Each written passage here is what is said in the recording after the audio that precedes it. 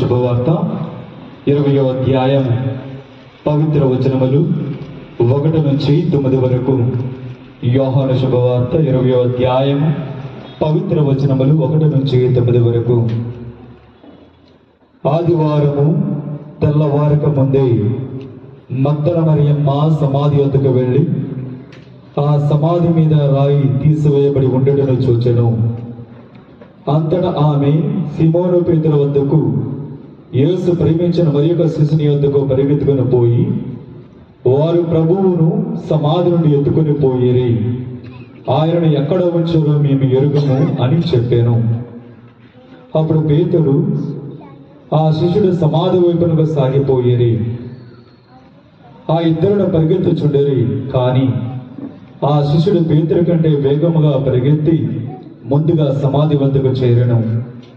అతడు వంగి నార వస్త్రములో అచ్చట పడి ఉండుటను చూచెను, కానీ లోనికి వెళ్ళలేదు.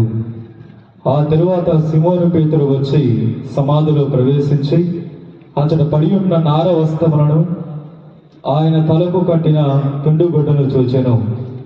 ఆ తుండుగుడ్డ నార వస్త్రములతో పాటు కాక విడిగా చుట్టి ఉంచబడెను. సమాధి వద్దకు మొదట వచ్చిన శిష్యుడు కూడా లోనికి వెళ్ళి చూచి నమ్మెను. యేసు మృతుల నుండి సజీవుడిగా లేవవలెను లేఖనము వారు అప్పటికి గ్రహింపలేకపోయిరి. ఇది ప్రభువుని సువిశేషము.